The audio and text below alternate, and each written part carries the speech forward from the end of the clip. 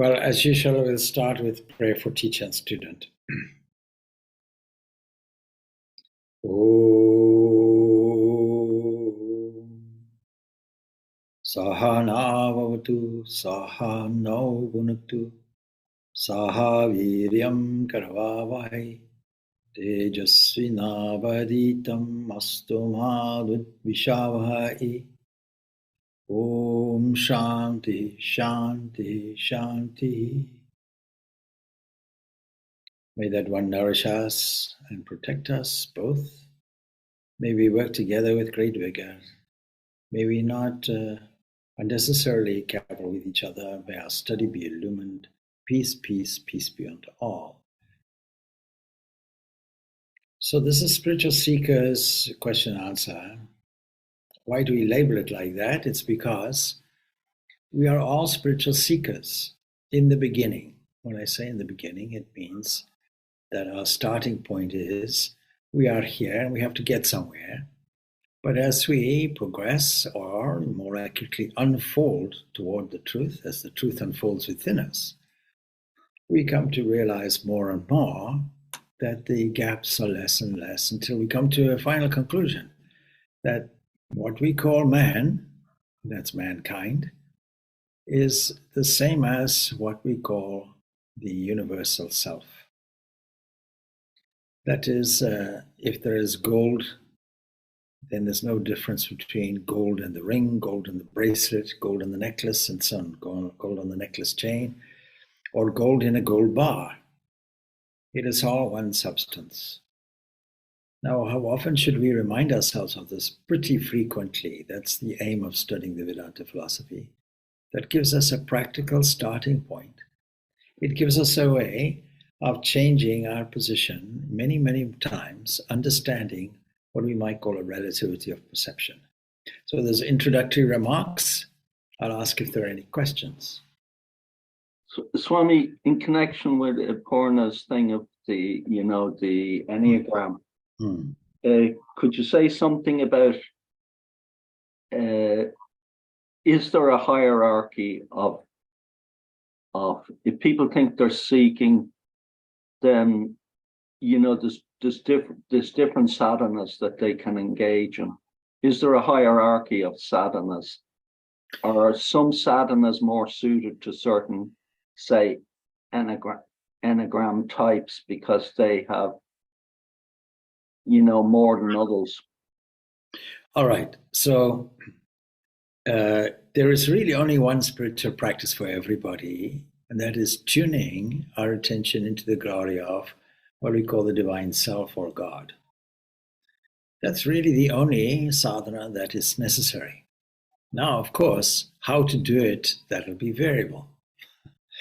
It'll be according to our particular skills and talents and abilities and propensities and our personality. In short, it may well be to do with our psychology. Well, it is always to do with our psychology, but what do we mean by psychology? So it's worthwhile exploring briefly the kind of geography of what we call mind from the point of view of Sankhya psychology, Sankhya being the earliest of the psychologists, Kapila being the most ancient psychologist that we know of, that has systematized something, put it that way.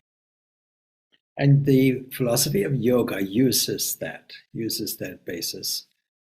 And actually, in principle, the principles of the geography of the mind are accepted everywhere. Only the conclusions with different philosophies are different. But you see, all of them are valid. Now, if I say our nature is already full and free and perfect, if I say that fundamentally we are gold, like gold, and that we are fashioned into different forms for functional purposes, and when we look out, as it were, we can see that these functional purposes are connected with life purposes. Let's call it a divine design. Then we should ask the question frequently, what is our purpose? Or not only generally, but individually, what is our purpose? Now, let's explore the geography of the mind. So, According to the Sankhya Yoga philosophies and psychologies, the mind, which has nothing to do with the brain, according to them, the mind is a kind of departmental office. So the first thing that we know is what we observe from the outside world, in the outside world. Because we have a skin, we have apertures on the skin called the sense organs, and these sense organs bring in information about our environment. They put us in a setting where we are individuals and surrounded by a certain environment that we have to deal with. Some of it is pleasant and some of it is not, and I think we all understand that. But you see, all of these sadhanas are all geared toward one understanding, and that is the immortality of your own self, the union with God, what we might describe as the mystic union or yoga. Yoga itself means union, and it describes not only a goal but also a process. Now, it's only conceived of as a goal if we conceive of ourselves as a spiritual seeker or a pilgrim or somebody journeying toward a destination. We're not saying that's wrong, fundamentally, because that's what our experience is. But our experience widens as we develop more and more and more. Like climbing a mountain. You'll see one view from the bottom, up another level or so, let's say a few hundred meters. You'll see a different thing. You'll see a different horizon. You'll be able to see more of the land. And as you go higher and higher, always keep in mind that there's a top somewhere where you'll get the complete vision. But with each stop, you can imagine climbing up a hill, and you might run out of breath. You stop there, you look out, you recover your breath, and you appreciate the countryside around you. And it's not that, okay, let's give up now, we've seen some of it, let's go down again. No, you continue on the basis that you really do want to know what is at the top. And once you are at the top, you will probably linger there and take on the grand vista all around you. And so there's an urge, there's a reason, there's a purpose, there's a momentum, something that provides a momentum to get to the top. But with every stage, you're seeing more and more of the view. And ultimately, there's nothing more to obstruct your view when you stand at the top. And you look out to see the glorious vista all around you. And if you have maybe a telescope or a pair of binoculars and so on, you can see this perception, this kind of relativity, this perspective by seeing small objects, and you can see how tiny they are and so on. We can expand the example to exploration of space, of course. That's a wonderful thing. But I think you get the understanding, you get the idea. Now, there are some gifted people who may indeed be able to go to the top in one single stride. And this is called the path of knowledge, jnana yoga. And it's meant for people with subtle intellect. And people with subtle intellect and people with keen understanding. But the vast majority, however, they find their delight in work. They find their delight in occupation. And so that applies more and more in modern times. So the one thing that we typically study is karma yoga. Now, all this information is gotten through the senses, and we're not alone in this. We find every single cell, even bacteria, will have access to their external environment. They'll relate to it, and there's an inner urge to exist, survive. Now, modern biology tells us about this urge. They call it the process of natural selection, but they don't really explain why the urge to exist and live is there. Never mind about the origin, why it is there, but what is the inner motivating factor And so we have to look a little deeper than those materials, like biologists like Francis Crick, for example, who thinks that we're just a bunch of cells put together and run on neurobiology, and that thoughts and feelings are just epiphenomena, they're just products of a neural network, and we have no free will.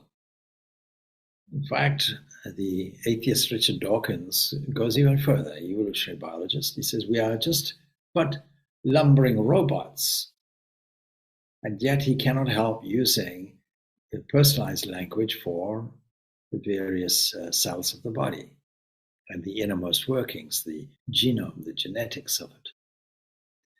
So he writes a book, The Selfish Gene. How can genes be selfish? And he'll explain.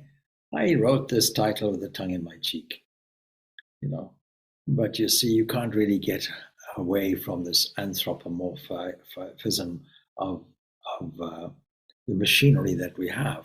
But we also take it as a machinery, but the difference is we don't put an identity with it. And so what we are calling the mind, the language is not like that. The language is antakarana. That means there's an internal instrument, an external instrument called the body, with all its apertures relating to the world. And there's an internal instrument called mind, and we have no idea where its boundaries are. The only thing is, if you look at an elephant for the first time, you'll have an impression of the elephant in the unconscious mind, let's call it memory. And we can recall that, so that when somebody says the word elephant, a picture of the elephant, an image of the elephant arrives in an area, and typically we put it into the head, but it doesn't have to be there, It's only because the brain is there. We don't know where this image is. But we know there's a correlation in the neurobiology of the brain. And we know that we can shut certain sections of the brain off, and that changes our state of consciousness. Anesthetics, general anesthetics is an example. Every night, deep sleep is an example. Now, all this experience, where does it go? Well, it goes to a next, more subtle level. You can see as I'm talking, these levels are increasingly subtle. It goes to an internal version of the external sense organs, eyes, ears, and so on, skin, and so on, touch and taste.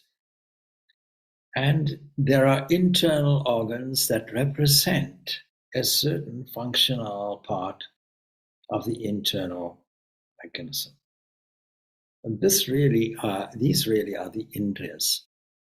So these are senses, and these senses, they come out, or they're still there, they're always there. But when we close our eyes to this world and block it out, block all the external senses out, then we're left with the internal impressions. And so they come out in a dream. And dream is deep sleep, another stage of consciousness, plus memory. That comes out, and all kinds of things can happen in a dream. Now, when the eyes are open and everything is connected in this way, there is some kind of self-identity. We can call this ego, and this ego, the sense of self, is very different from that in a dream, because in dream, all the objects in the dream are all belonging to our same ego. So we manufacture many, many egos, more than one in a dream. But when we go to another level, where all that goes away, we glide across the border to a realm of peace, as it were, then all that passport identity goes, and all that variation of ego goes, and we're left only with a sense of peace, a non-dual system, a non-dual experience, where subject and object have no relevance, no duality, where there's no time, no space. If there's time and space, automatically you have duality and multiplicity. So let us explore more of this internal mechanism, this internal instrument. These senses report the goings-on to a kind of receptive faculty. This is what we call manasa. So now we have indriyas, manasa. manasa. Well, this is everything except the capacity to discern and discriminate. It's like a courier coming to an office and depositing a letter at the reception. The reception now takes it in to the various departments where its messages are addressed to. They unwrap it, they send it to the appropriate departments, they bring up responses, there are reactions to it. Many things happen, and many impressions go down into the unconscious. In fact, every thought and word and deed is replicated, carbon copied into a subconscious area, a memory bank. Repeated, it becomes a habit level. And the clues from the outside stimulate, as it were, search for library records in the unconscious mind. And those things and those pictures and impressions are brought out again. Now, this is an area that requires control, but we cannot control it directly. We can only control it through the next level. What is the next level? It's called buddhi. Buddhi means your determinative faculty, your discerning faculty, your executive officer that is able to sort things out, that is able to make decisions, that is able to send orders back. And then there's another thing which is all within this, and that is a sense of I involved in it. And then another level, if you can think of that, and that is where the dreamless sleep takes place, is an area of bliss. And then underneath all of that is one shining thing which is described as Satyam Jnanam Anantam in Taittiriya Upanishad, or elsewhere, Sat Chit Ananda, existence itself, consciousness itself, and bliss itself. These are not qualities, these are an essence, it's an attempt to describe something that is indescribable. But it gives ourselves a sense of existence, and that is why natural selection works. Natural selection works because I exist and I cannot allow myself not to exist. And the way I think I'm existing is by making this interconnection between all these levels and identities. And so there is a kind of identity, not necessarily self-awareness, but a sense of individuality amongst even bacteria. There must be, because bacteria responds. It's a responsive thing. It's a responsive organism. It responds to different levels of acidity, of temperature, of pressure. It responds to reproduction urges. Bacteria would reproduce something like every 20 minutes. A whole new population of bacteria comes. The most difficult thing on this planet is to kill bacteria. You can put them into a state of dormancy, but then once conditions change, they can come out. So anyway, and don't think that you don't have bacteria in your human body, you do it. It is a necessary syncretic arrangement whereby you relying on certain bacteria for digestion, for immunity, and various other things. People who are lacto intolerant, well, the lactogen bacteria have departed. So, and when you change these conditions of temperature, pressure, and all of that, then the dormant pathogenic bacteria come out, and that we call pathogenic disease. Anyway, the geography of the mind is laid out in such a way that we can easily see our difficulty, because what we call egoism, that is taking our identity and identifying it with the human body and all its surroundings and its passport identity, which is to do with domestic history and personal history, and all of these things come out. And Yoga Sutras describe it, Patanjali describes it as this, the seer, the one that is seeing internally, is being associated, mixed up with what is seen. This we call egoism. Now, there are various obstacles to understanding the glory of our own divine self, and it's very easy to understand what they are. First of all, if we see how the mental field works in order to sustain this sense of individuality, in order to make some sense of an operating strategy in the world, then we really have to take on an individual identity, or it seems that way. That's how it happens.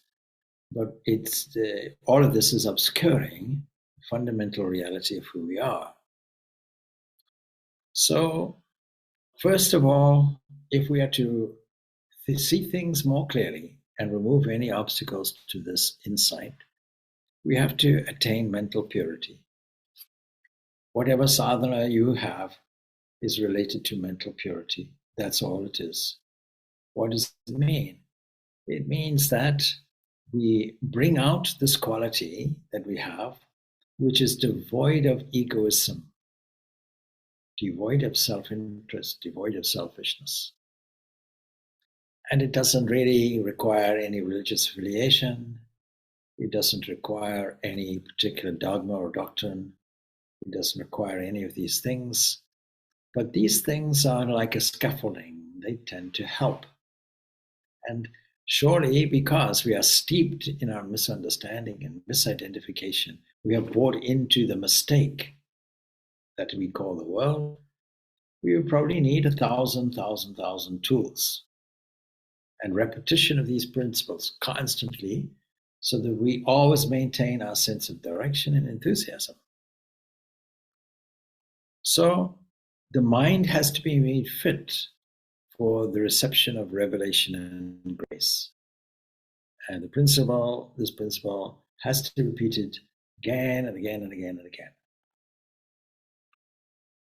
So even in small things, small actions, we have to use them as opportunities for cultivating a deeper, higher, more noble aspect, cultivating this quality of purity that we call sattva.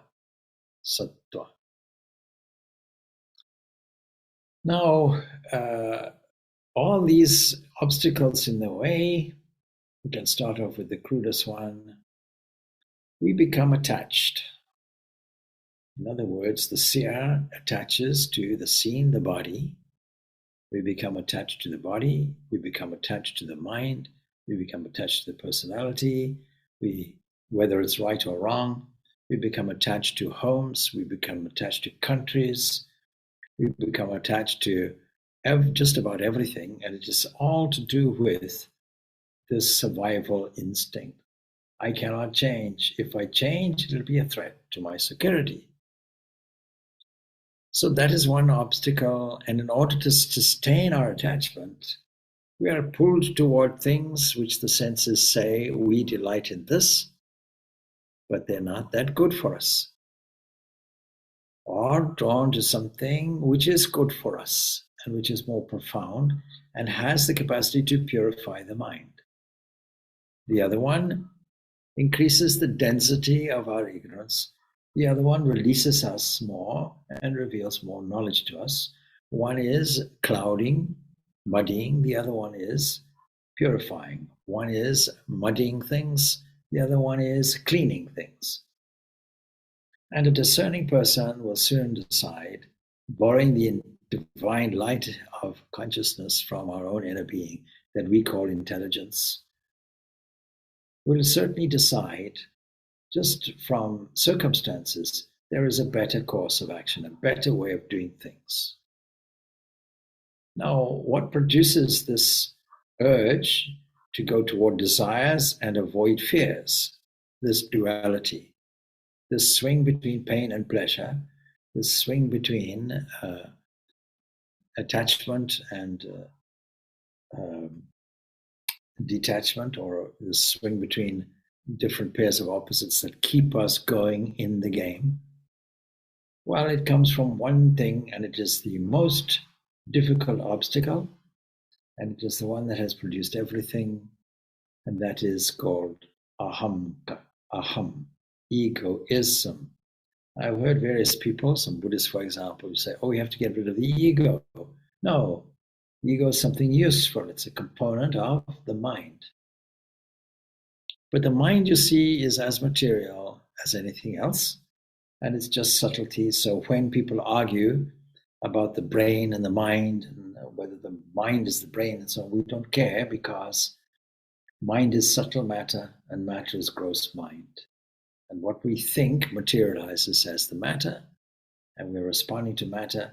And all of these things, these parts that I've mentioned, are all material parts, subtle as they may be, and comprise what is called sukshma sharira, subtle body.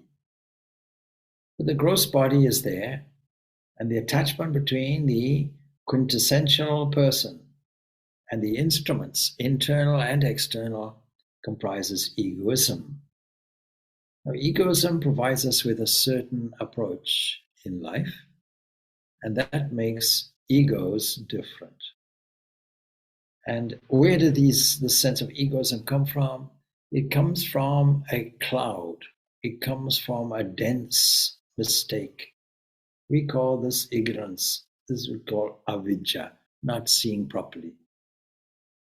So we have to really understand the principles of this. And the principles come from all the approaches. And Vedanta is quite clear. Vedanta calls this Maya. What do we mean by Maya? It's lost its original meaning. But by Maya, we mean, well, it's a kind of misdirection, a kind of illusion, but it creates a sense of reality. It's neither real, it's neither unreal, it's neither existent nor non-existent. It's inscrutable. This world is inscrutable, and modern science is studying Maya. No wonder they're confused. We have never been more confused in the science of physics than ever before. Anyway, we leave that to one side. We don't have to worry about the ignorance side of it. If we can remove all these obstacles, technical kleshas, then we're fine. But you see, we have to remove the foundation obstacle, and then the rest will go away. And the foundation obstacle for us is this sense of I. How does this develop? Well, the Vedanta will acknowledge that there are two origins for it. They call one guna and they call the other karma. What is guna? We don't acknowledge that the physical person exists completely, totally, in one go at that instance. We think the instrumentality of the body as it's born is the instrument of something else. And within it is all the other things, mind and intellect and all of these kinds of things with an individual drive and so on and so forth. And fundamentally, there's a self which doesn't come and doesn't go. It's always there. So the drive toward our own spiritual evolution, that is unfolding toward the realization of our own identity, our own innermost identity. That urge is there, and we call it an urge for freedom, and everybody has it. An urge for freedom, an urge for happiness. But what is enslaving us is this false sense of identity. Not only that, but the identity individually is structured as a way of defending ourselves when we are 1 foot, as it were, and everybody else is 6 foot. Excuse me for using feet. I tend to vacillate between feet and meters, but you know what I mean. So how does this develop in terms of the other side? The guna, that is the tendency, is moved forward, and studies of twins will suggest that this thing, which we can classify as nature, is not genetically driven. It is just carried over from previous lives. We call this baggage carried over, my terminology. The other side, though, is called karma.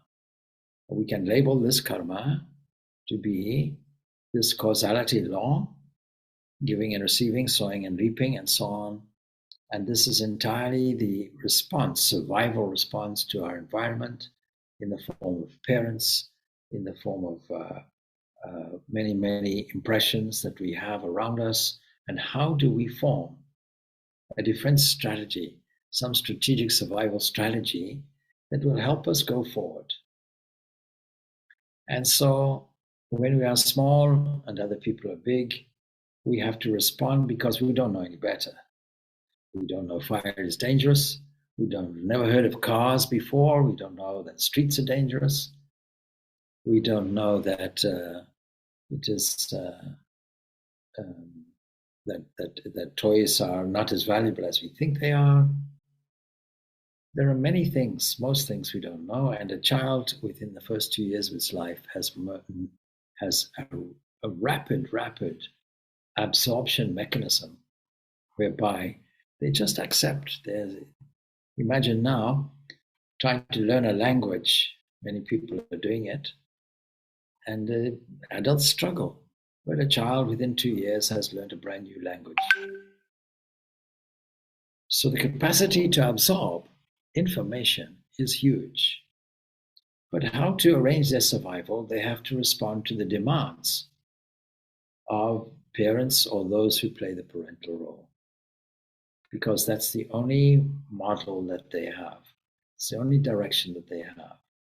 So sociologically, it's no surprise that if your parents were raging alcoholics and behaved in an out of control way in the domestic environment, statistically, you may have the same tendency. If your parents were drug users, for example, dangerous drug users, there would be statistically impulse to do the same thing. So the childhood phase, we may even say the 9 months of pregnancy, are incredibly important.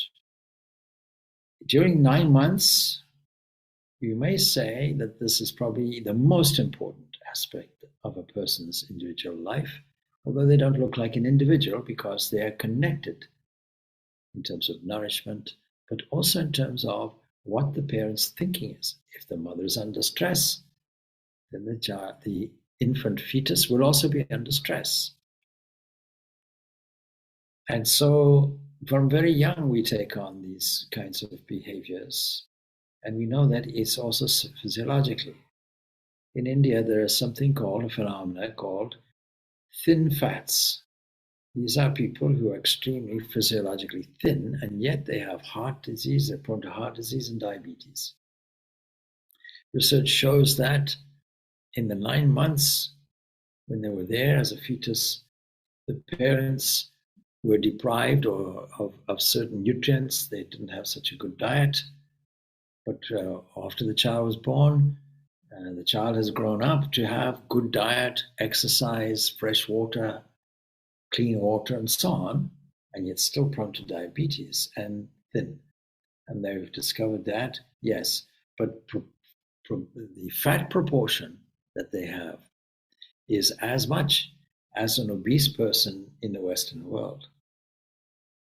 So these are important things to know, that the first 9 months of our life are critical. And this is why in the old-fashioned times, we take, for example, the Ramayana. Later you'll hear in the story on Saturdays that Sita becomes pregnant and she goes to Valmiki's ashram. And in that delightful, holy, sacred environment, she brings in the twins Kusha and Lava. So how do we defend ourselves? It comes out in an individual way, and it comes out as a system which is dear to the Samkhyas of 3, following the 3 principal gunas, producing types and subtypes of people, variations. And modern psychology has investigated to see that these childhood backgrounds can be identified as motivations that come out as compulsions, what we call this egoism. And so, because there are different childhood backgrounds, there will be different compulsed versions of the ego.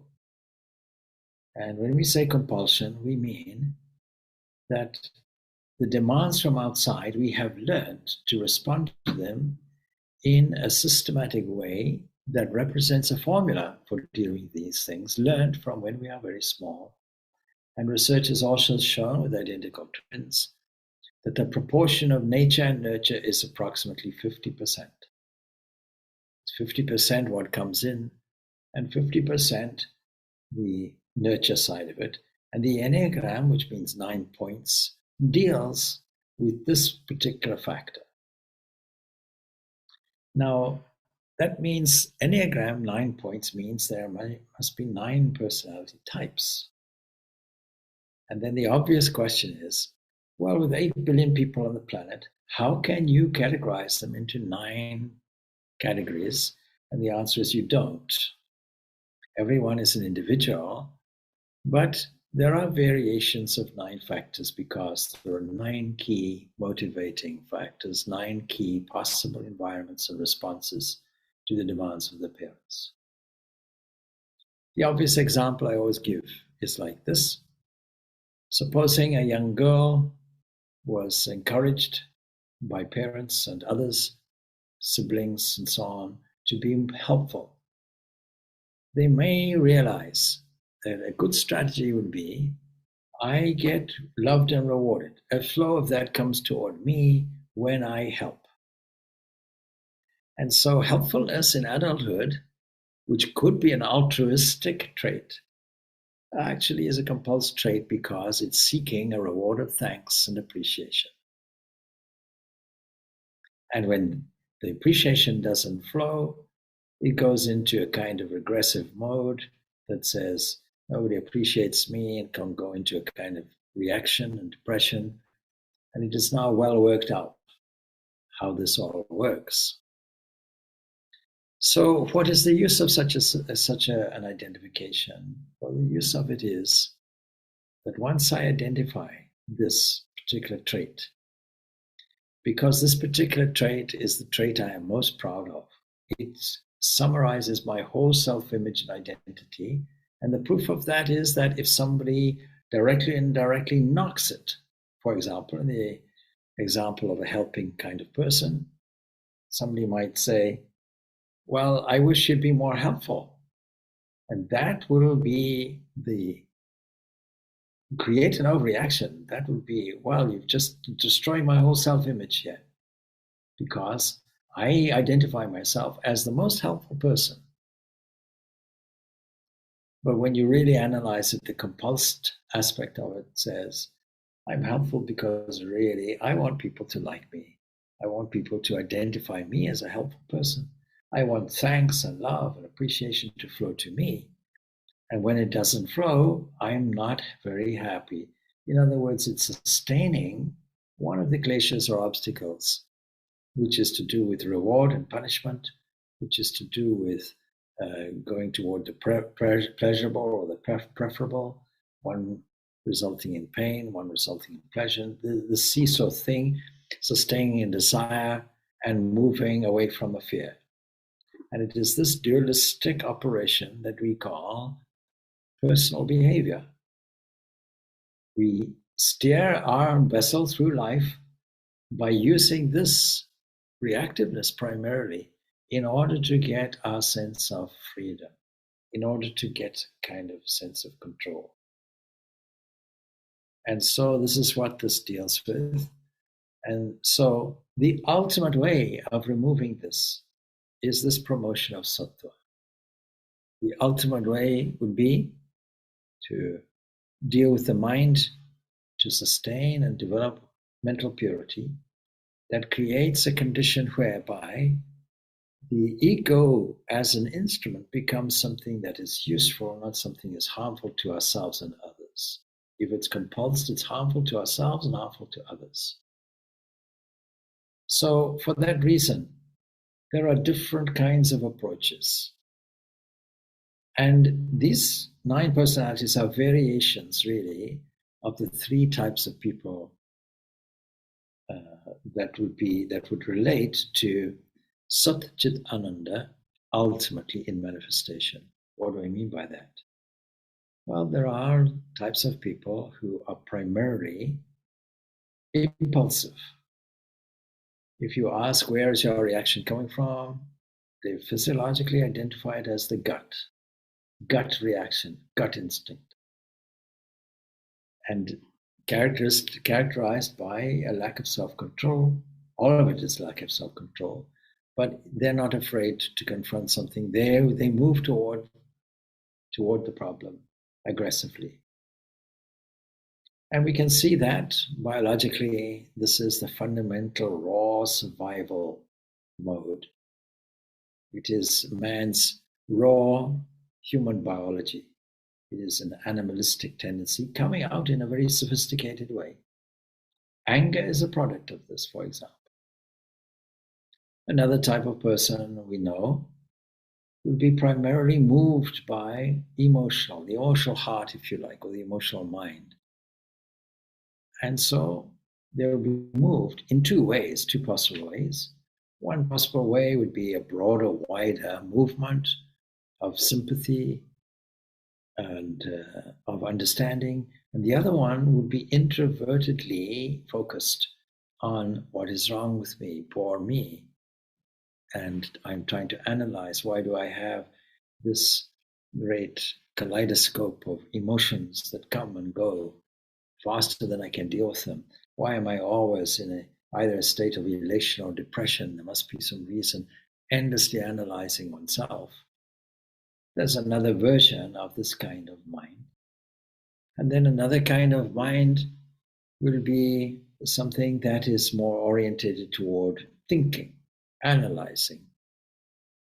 And this kind will be there, and they will try to work out spirituality from books, from principles. Now, none of these techniques on the face of it would be anything to do with the spiritual direction. They would compound our ignorance. So how to deal with it? We have to make a balance somewhere. Recognizing the exaggerated state of mind, we then have to bring it into a sense of balance. So a person who impulsively moves and puts his foot in it or her foot in it immediately may have to cultivate more of stepping back, counting to 10, thinking about it, reasoning it out, working out what their reaction would be, and incorporate the loving aspect of it. How will it benefit most people? How will it make people feel? A concern for humanity in this way. So we can easily see that these three dimensions are manifestations of existence itself, which we call Sat. Once you add time and space and all the other confusing factors that we call the world, and it is evident that the intellect is derived from Chit, consciousness itself, and it's easy to see that Ananda is related to the sense of love, joy, and inner well-being. It is what I summarily call life, light, and love. And when we combine these three in a spiritual way and give it a spiritual direction, then we have an opportunity to grow and develop in an accelerated way.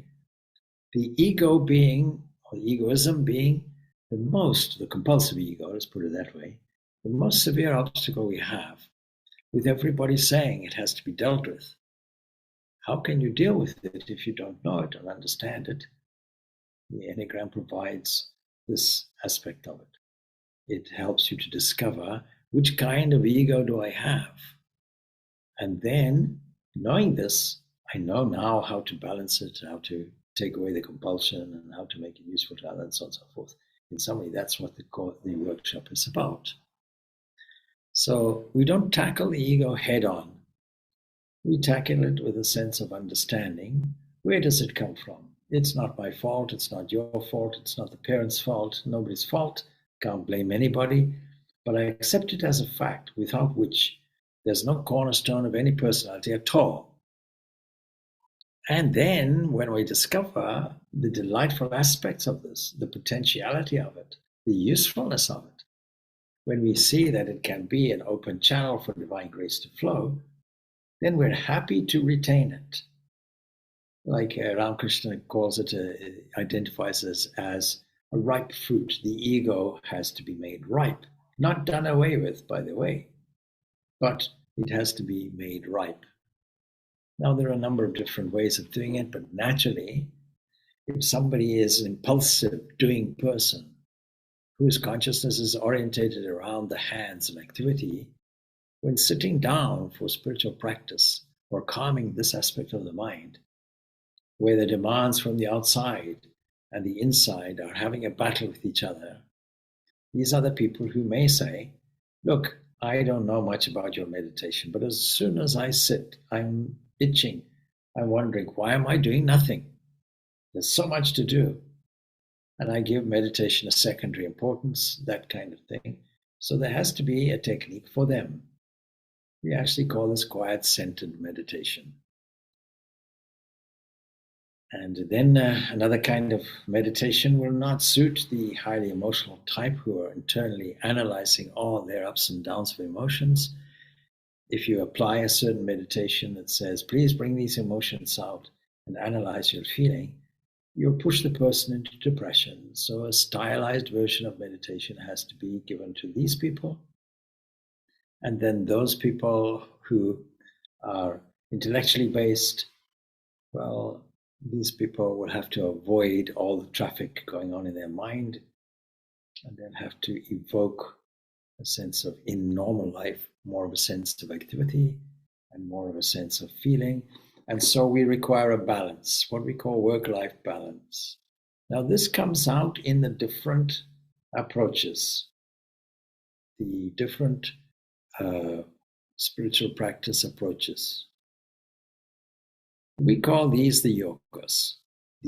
Those people who are more impulsive, active, doing people. Karma yoga suits them. Those people who are more emotional, bhakti yoga suits them. Those people who are more intellectual, well, jnana yoga suits them. But we have to be aware, because whichever, let's take jnana yoga, for example, the intellect-oriented people, these people will make a mistake if they think that they should read more, and that's better spirituality. All the scriptures declare the same thing. You don't get it through the intellect, no doubt, to enforce principles. But if they serve to confuse you, leave them. And invariably they will do that, because people like that want to endlessly fill up and approach it from this side, that side, the other side, and so on and so forth. And instead of clarifying things, they're confusing things. Just an example. Supposing somebody is an emotional type, then these people can easily go into over emotion, out of control, fanaticism, for example, brought on by mass hysteria, for example, that we often see in some religions. And so they have to take a balance as well. So there's an individual recipe for everyone. That is, first of all, to identify what is the obstacle in me. Secondly, which I never knew, I thought it was a friend. Secondly, what is that in other people, so that I can empathize with them more and know how to deal with them properly and help them and guide them. And thirdly, how do I release myself from this compulsion? What is the way? And the way will always be to remove the ignorance in advance of it. And that means that we have to purify the mind and take steps toward that systematically. And there are helps in this. So scripture is a help, no doubt. Guru is a help, no doubt. Your own practice is a help, no doubt. The way that you understand the world is a critical thing, critical resource derived from scripture and Guru. And to discover that precious entity within you, which is the whole purpose of our life and our search. The whole purpose of our pilgrim journey is to discover the Jerusalem, if you will, at the end, or the Holy of Holies, This is our journey. And we are designed to do it in different ways and take different paths because we're constitutionally different. We're not the same. We shouldn't try and force everybody into the same religious straitjacket. This is the beauty about the Vedanta philosophy.